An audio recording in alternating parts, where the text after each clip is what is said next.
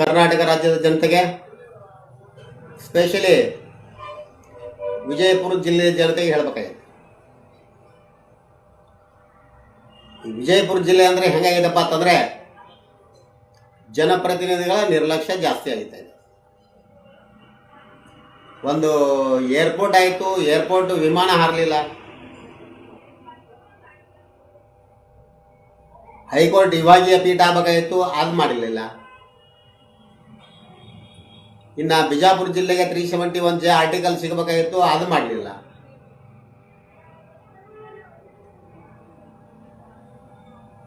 ಈ ಎಲ್ಲ ವಿಚಾರಗಳನ್ನು ನೋಡಿದರೆ ಜಿಲ್ಲೆಯ ಜನಪ್ರತಿನಿಧಿಗಳು ಜನರಿಗೆ ಮಾಡಿದ ಮೋಸದ ಬಗ್ಗೆ ಹೇಳಬೇಕಾಗುತ್ತೆ.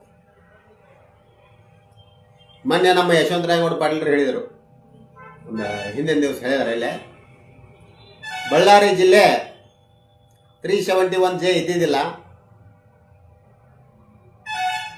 ಆ 371J ಎದಕ್ಕೆ ಸೇರ್ಪಡೆ ಆಯ್ತಪ್ಪ ಅಂದ್ರೆ ಆ ಸೋನಿಯಾ ಗಾಂಧಿ ಅವರಿಗೆ ಬಳ್ಳಾರಿ ಲೋಕಸಭಾ ಚುನಾವಣೆಯಲ್ಲಿ ಗೆಲ್ಲಿಸ್ಯಾರಂತ, ಅದಕ್ಕೆ ಆಗಿದೆ ಅಂತ ಹೇಳಿದರು.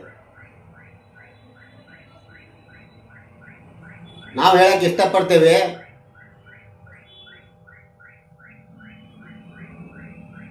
ಈ ಥರ ಮಾಡ್ಕೋತ ಹೋದರೆ ಅಭಿವೃದ್ಧಿ ಹೊಂದದೇ ಇರತಕ್ಕಂಥ ಜಿಲ್ಲೆಗಳಿಗೆ ಪರಿಸ್ಥಿತಿ ಏನಾಗಬೇಕು?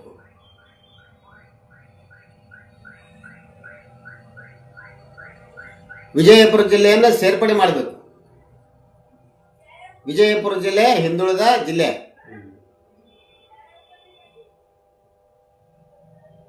ಇಲ್ಲಿ ಯಾರಾಗ್ಯಾರಪ್ಪ ಶ್ರೀಮಂತರು ಅಂತಂದ್ರೆ ಜನಪ್ರತಿನಿಧಿಗಳು ಅಷ್ಟೇ ಶ್ರೀಮಂತರಾಗಿದ್ದಾರೆ, ಬೇರೆ ಯಾರೂ ಆಗಿಲ್ಲ.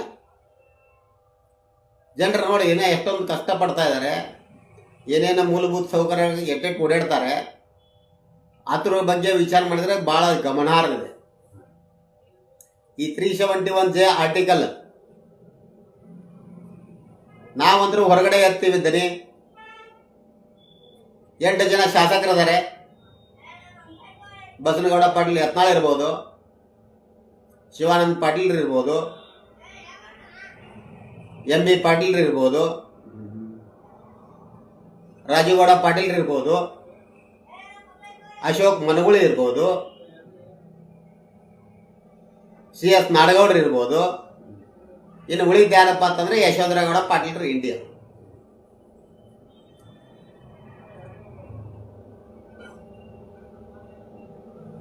ಈ 371J ಸೇರ್ಪಡೆ ಆಗಲಿಕ್ಕೆ ನಾನಾ ಕಾರಣಗಳಿದಾವೆ. ಆ ಕಾರಣಗಳನ್ನು ಬಚ್ಚಿಡಕತ್ತಾರೆ.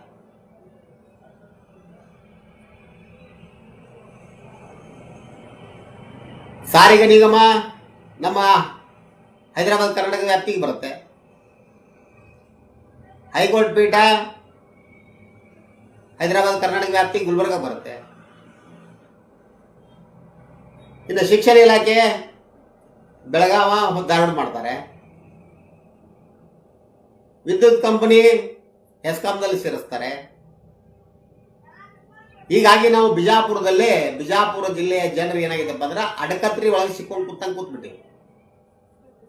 ಈ ಕಡೆ ಅಧಿಕಾರಿಗಳ ಸ್ಪಂದನೆ ಇಲ್ಲ, ಈ ಕಡೆ ಜನಪ್ರತಿನಿಧಿಗಳ ಸ್ಪಂದನೆ ಇಲ್ಲ. ಒಂದು ತಿಂಗಳ ಓಟ್ ಹಾಕೊಳಕ್ಕೆ ಅಡ್ಡಾಡಿಸ್ತಾರೆ, ಮುಂದೆ ಅವ್ರ ಮನೆಗೆ 2 ತಾಸು ಹೋದ್ ಕೂತ್ ಬಿಡ್ತಾರೆ. ಆದ ಕಾರಣ ನಾನು ಇಂಡಿ ಶಾಸಕರಿಗೆ ಒಂದು ವಿನಂತಿ ಮಾಡ್ಕೊತೀನಿ. ಉಳಿದ ಶಾಸಕರು ಯಾರೋ ಧ್ವನಿ ಎತ್ತುದಿಲ್ಲ ಅನ್ನೋದು ಗೊತ್ತೈತೆ ನನಗೆ. ನಿಮಗೆ ಇಂಡಿ ಜಿಲ್ಲೆ ಆಗಬೇಕಾಗಿದೆ. ನಿಮಗೆ ಇಂಡಿ ಜಿಲ್ಲೆ ಮಾಡ್ಕೊಳಕ್ಕೆ ನಮ್ಮಿದೇನು ತಕರಾರಿಲ್ಲ. ಮೊದಲು ಬಿಜಾಪುರ ಜಿಲ್ಲೆಗೆ 371J ಕೊಡಿಸ್ರಿ, ನಿಮ್ಗೆ ಇಂಡಿ ಜಿಲ್ಲೆ ಮಾಡ್ಕೊಂಡು ನೀವು ಆರಾಮಿರ್ರಿ. ನಾವೇನು ನಿಮಗೆ ಅದಕ್ಕೆ ಅಭ್ಯಂತರ ಮಾಡೋದಿಲ್ಲ. ಆದ ಕಾರಣ ಇವತ್ತಿನ ಅಧಿವೇಶನದಲ್ಲಿ ಈ 371J ಆರ್ಟಿಕಲ್ ಯಾರು ಎತ್ತೀರಿ ಅವರು ಮೇಲೆ ಬರ್ತೀರಿ.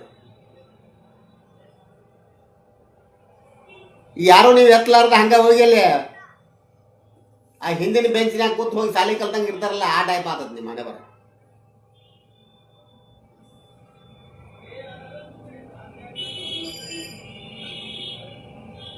ಹೆಸರಿಗೆ ಹೆಂಗಾಗಿದೆಪ್ಪ ಅಂದ್ರೆ ಸಿದ್ದೇಶ್ವರ ಶ್ರೀಗಳೇನೇನು ಹೇಳಿದ್ದಾರೆ ಈ ಎಲ್ಲ ತ್ರಿಮೂರ್ತಿಗಳಿಗೆ.